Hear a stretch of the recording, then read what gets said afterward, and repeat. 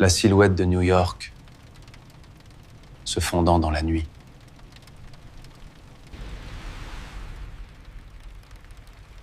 Vue de mon appartement en attique à Manhattan. S'élevait comme un monument illuminé au triomphe sans Dieu de l'humanité.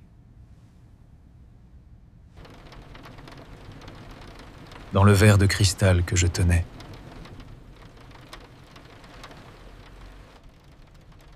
la couleur ambrée du vin whisky contrastait avec l'éclat froid de la ville au dehors, où mon nom était gravé en lettres d'or. Sika, la raison déchaînée qu'Esson. L'intelligentsia américaine m'avait proclamé nouveau prophète du rationalisme. Quelle ironie!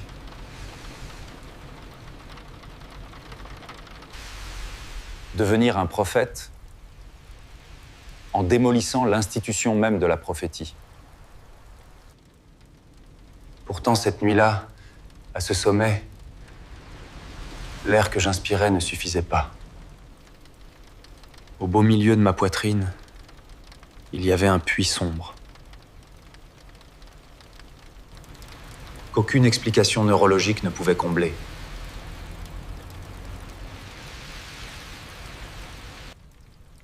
Lors des panels, j'évacuais cela en l'appelant angoisse existentielle. Pourtant, c'était bien plus qu'une douleur lassie.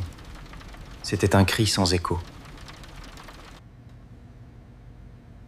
Tout a commencé quand j'ai décidé de chercher un nouvel ennemi. Pour combler ce vide maudite.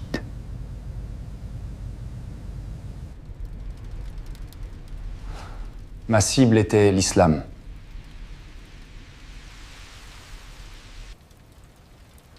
J'avais passé le christianisme et le judaïsme sous ma guillotine intellectuelle.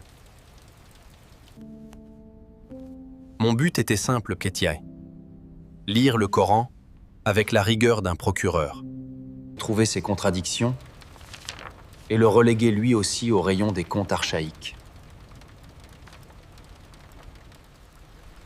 En particulier, le verset 82 de la sourate An-Nisa résonnait dans mon esprit. Ne médite-t-il donc pas sur le Coran ?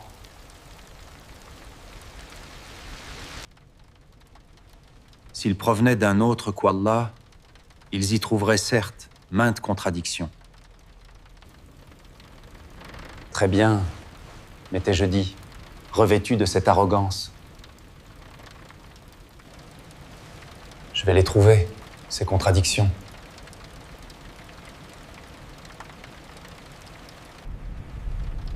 Cependant, mon esprit était troublé par les souvenirs de mon dernier voyage à Boston. Après cette conférence enflammée sur l'athéisme à Harvard,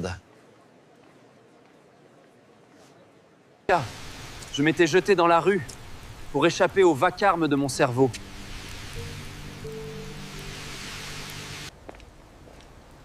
M'éloignant du campus luxueux, je m'étais laissé dériver vers les ruelles de Roxbury.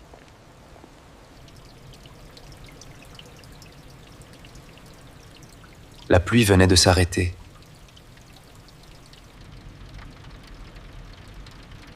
L'air portait cette odeur âcre de l'asphalte mouillé. Des feuilles d'automne en décomposition et de la terre fraîche venant des profondeurs.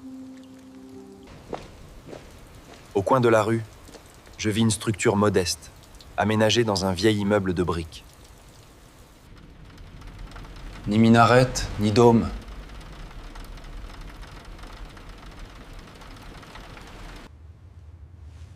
Juste une simple plaque au-dessus de la porte Morley, Masjid.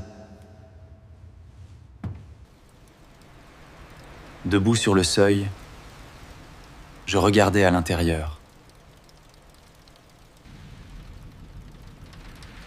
Je prévoyais d'être un observateur froid et distant. Tel un anthropologue observant une tribu primitive.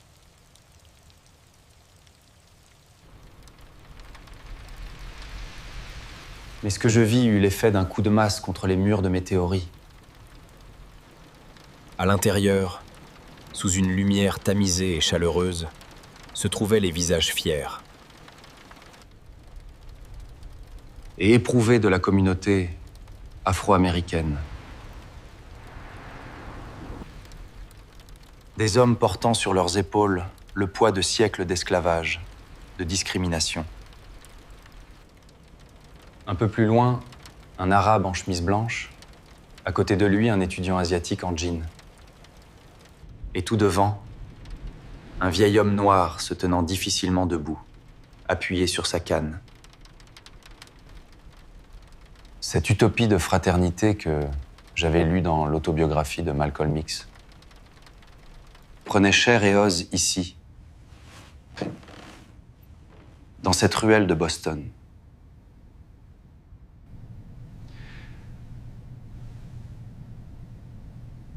La prosternation, lorsqu'ils posèrent leur tête au sol, pressant leur front contre la texture laineuse du tapis. Toutes les différences de statut, de race et de classe entre eux s'évaporèrent. La liberté individuelle que je défendais paraissait si égoïste, si froide face à leur soumission collective. Cette égalité était bien plus authentique que celle dont je débattais une coupe de champagne à la main. À cet instant, alors que l'odeur de la terre après la pluie me brûlait la gorge, je sentis pour la première fois que le vide en moi était en réalité un trou creusé par l'orgueil. Maintenant, dans mon bureau à Manhattan, j'étais seul face à la traduction du Coran ouverte devant moi. Mes yeux parcouraient les lignes. Mon esprit était resté à ce moment de prosternation à Boston. J'avais peur. J'avais peur.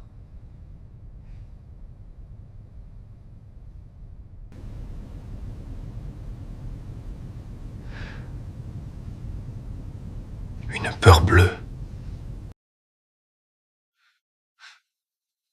Si ce livre avait raison.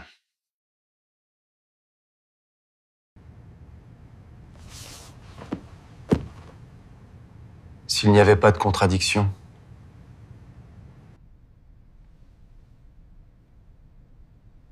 l'image de ma femme Sarah me vint à l'esprit. Nos petits déjeuners du dimanche matin, nos conversations sophistiquées, sans Dieu, libres, avec nos amis. L'éducation de mon fils dans une école privée, laïque.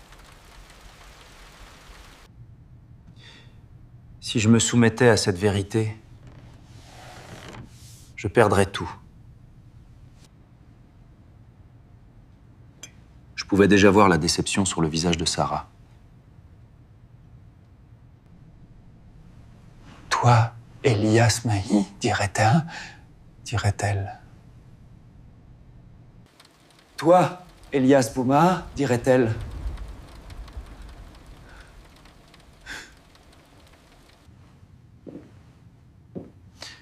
Ma réputation, ma carrière, ce confort du rêve américain que j'aimais tant. Tout allait m'échapper, un par un. Devenir un musulman?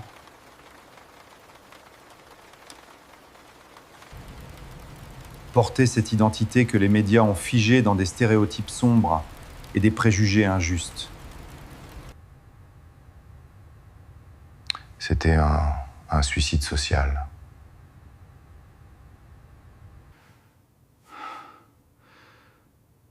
Mon cœur battait la chamade contre ma cage thoracique. D'un côté, cet immense château de Lego, construit par ma raison. De l'autre, ce murmure ténu et invitant venant des profondeurs de mon âme.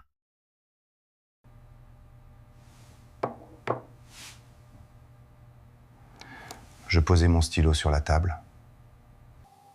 Je fis glisser mes doigts sur le verset 82 de la sourate An-Nisa.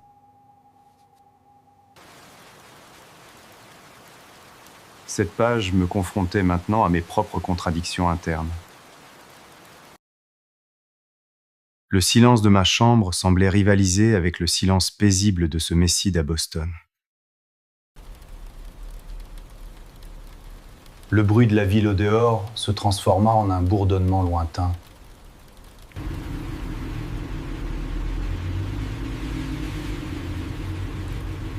Je fermais les yeux.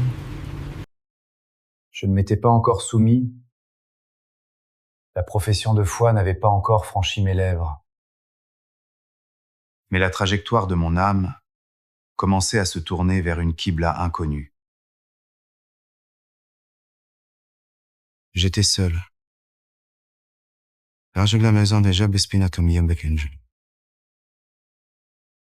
Et pour la première fois, cette solitude n'était pas effrayante. Elle avait un sens. De mes lèvres s'échappa ce murmure qui ne siérait pas à un athée, mais qui siède le mieux à l'âme d'un être humain avec une simplicité épique. İnsan ruhunun özüne dönüşü. Que personne n'entendait, mais que lui seul connaissait. Si tu es là, si tu entends vraiment, ne convainc pas ma raison mais mon cœur. Le bureau d'Elias Thorne était un sanctuaire, surplombant la célèbre silhouette grise de Manhattan. Imprégné de l'odeur lourde des livres reliés en cuir et du bois d'acajou. Imprégné de l'odeur lourde des livres reliés en cuir et du bois d'acajou. Démantelant les dogmes religieux au milieu de coupes de champagne. Cependant, cette pièce avait cessé d'être le pupitre d'un juge pour devenir le banc des accusés. Sur son bureau reposait le Coran, qu'il prévoyait de souiller de notes critiques. Son but était simple, mais passer le texte à travers son propre filtre rationnel. Extraire les erreurs humaines à la pince à épiler. Et dire dans son prochain livre Teliva, « Voici la preuve du chaos ». Pourtant, les lignes qu'il lisait n'offraient pas le désordre escompté. Au contraire, il y avait une harmonie mathématique troublante qui faisait taire le bruit dans son esprit. Elias se frotta les yeux.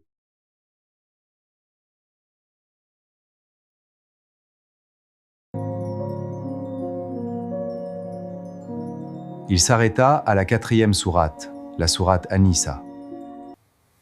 Son doigt glissa sur le 82e verset.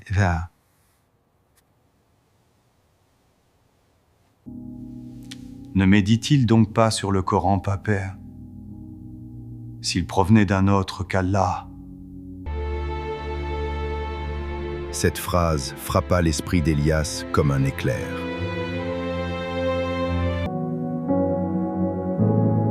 Il était écrivain téméraire. Il connaissait l'architecture des mots.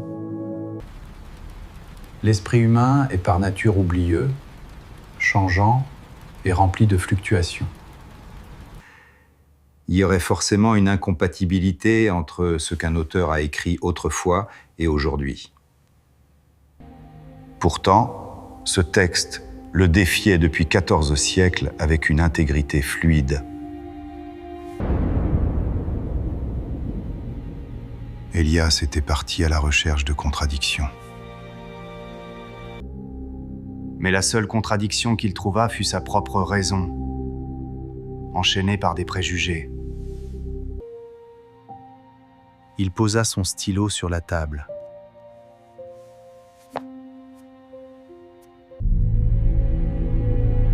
Une fissure profonde s'était formée dans les remparts de sa forteresse intellectuelle. Le silence de la pièce n'apportait plus la paix, mais criait une vérité assourdissante.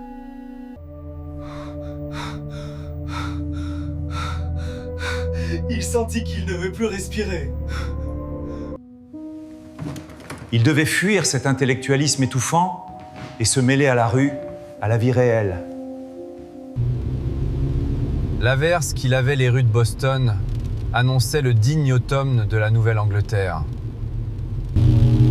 Sans savoir où il conduisait, il roula comme pour échapper à la tempête dans son esprit.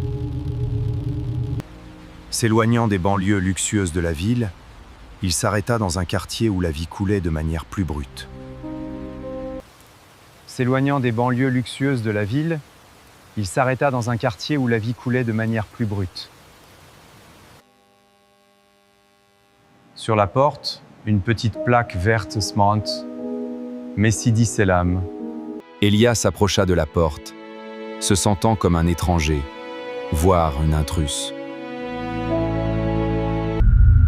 La lumière jaune et tamisée qui filtrait de l'intérieur créait des reflets tremblants sur le trottoir mouillé. L'étrange sentiment de vulnérabilité qu'il ressentit en enlevant ses chaussures fit place à une sérénité inhabituelle. L'intérieur dégageait une odeur de musc, de terre après la pluie et de tapis de laine humide. Une odeur qui rappelait les espaces sécurisés de l'enfance. Elias se réfugia à l'arrière, dans l'ombre d'une colonne, et commença à observer. La scène qu'il voyait était comme un poignard planté au cœur de l'individualisme américain. La congrégation, composée majoritairement de musulmans afro-américains, se tenait épaule contre épaule. Là, un avocat en costume et un mécanicien en tenue de travail étaient côte à côte. Sur cette terre où plane l'esprit de Malcolm X, contrairement à la société américaine. Ici, au moment de la prosternation, toutes les têtes s'abaissaient au même niveau. L'expression de fraternité profonde sur le visage d'un homme noir était cette égalité qu'Elias défendait.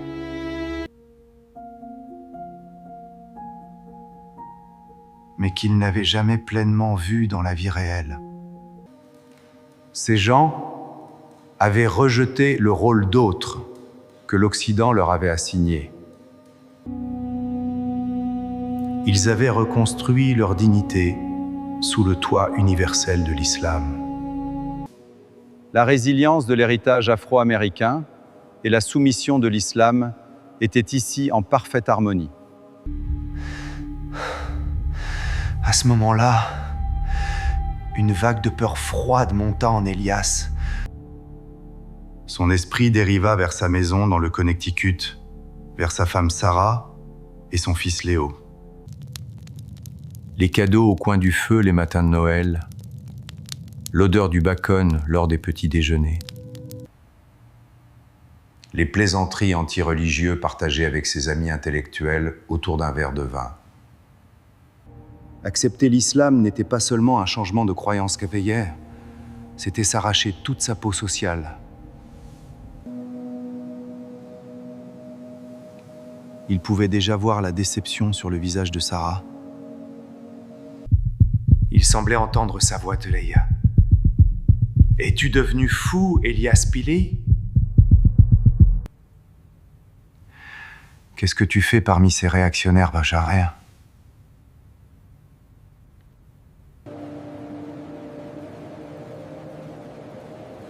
Il deviendrait la risée des cercles d'amis. Alors qu'il était un intellectuel laïque, blanc en Amérique.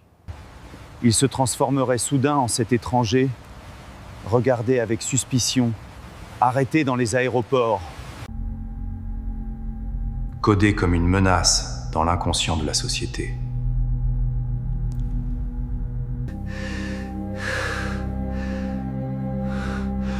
La peur lui tordit l'estomac.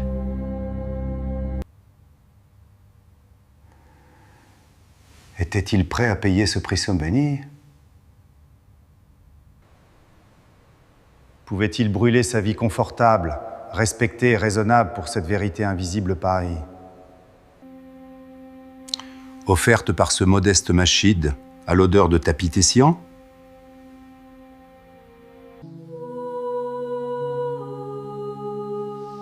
À cet instant, une voix s'éleva des premiers rangs. La récitation du Coran par l'imam, se mêlant au bruit de la pluie, coula dans le cœur d'Elias. Même s'il n'en comprenait pas le sens, la vibration de cette voix était la même que ce sentiment de perfection qu'il avait ressenti en lisant la sourate An-Nisa. Sa peur fondit lentement devant cette paix. Il réalisa à quel point les mensonges étincelants du statut social paraissaient ternes à côté de la paix que ressentaient ces gens.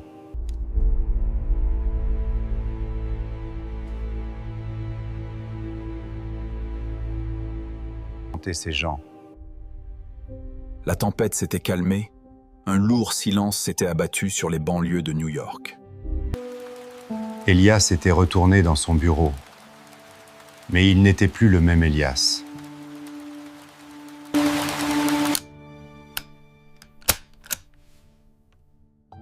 Il n'alluma pas les lumières. Seule la lueur pâle du lampadaire filtrant par la fenêtre éclairait la pièce. Il regarda ses propres livres sur son bureau, semblables à Pour en finir avec Dieu.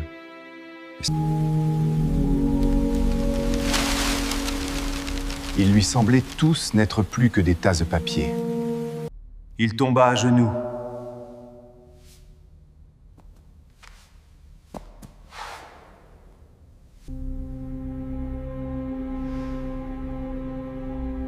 C'était quelque chose qu'il n'avait jamais fait de sa vie. Il ne s'effondrait pas sur ce coûteux tapis perçant, mais comme dans les couches les plus profondes de son être.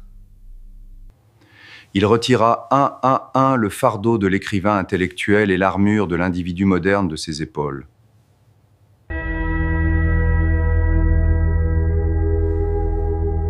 Il n'y avait personne dans la pièce. Ni témoin, ni imam, ni congrégation pour l'applaudir. Juste lui, et celui qu'il avait fui, mais auquel il finissait par se soumettre. Elias posa sa tête sur le tapis.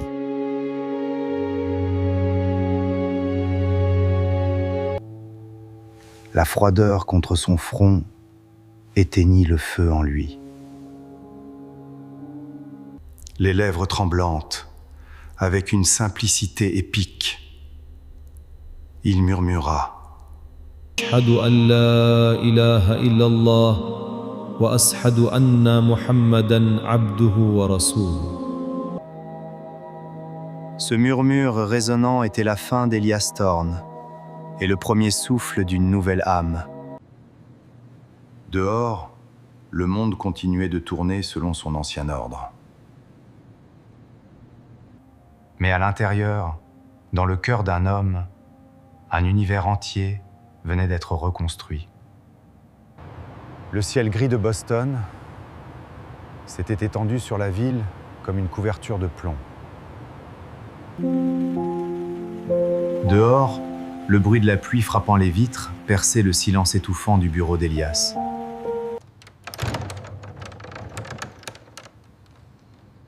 Il entr'ouvrit la fenêtre. L'odeur de terre mouillée et de feuilles décomposées était le souffle de ce monde réel. Elias regarda le Coran relié en cuir sur son bureau et le brouillon de son propre livre. Le verset 82 de la sourate An-Nisa tournait dans son esprit comme un disque. Il avait médité. Il avait médité. Il avait tout analysé, mais cette fois, ce n'était pas seulement son cerveau qui pensait, c'était son âme. Son esprit s'évada vers cette humble mosquée qu'il avait visitée 2 jours plus tôt. Dans une banlieue de Boston, un ancien entrepôt reconverti, un endroit que l'on ne remarquait pas de l'extérieur. À l'intérieur, point de lustre luxueux ni d'ornement à la feuille d'or. Il n'y avait que des tapis, portant la fatigue des années, mais brillant des traces de la prosternation. La scène était une loi de gravitation que son esprit ne pouvait expliquer. Au premier rang se tenait un vieil oncle afro-américain, les épaules affaissées sous le pouls de la vie. Les rides profondes de son visage cartographiaient l'histoire de l'Amérique, remplie de racisme, de souffrance. Juste à côté de lui se tenait un jeune homme blanc, faisant probablement un doctorat à Harvard. Elias avait parlé pendant des années dans des panels sur l'égalité et les droits de l'homme. Mais à cet instant, il vit ce moment miraculeux que Malcolm X avait lui aussi vu à la Mecque. Ce moment d'égalité absolue, où la couleur de peau s'évaporèrent.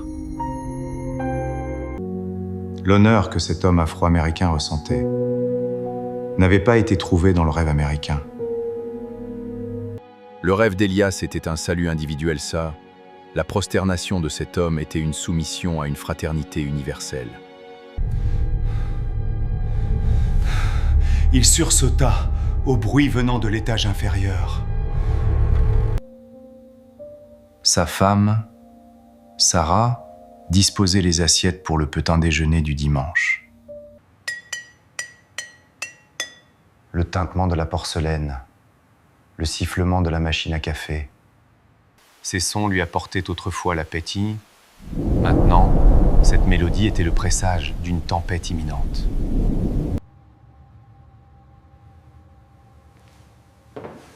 Il s'arrêta en haut des escaliers. En bas, son fils regardait sa tablette, tandis que Sarah se tenait devant une table de petit déjeuner copieuse.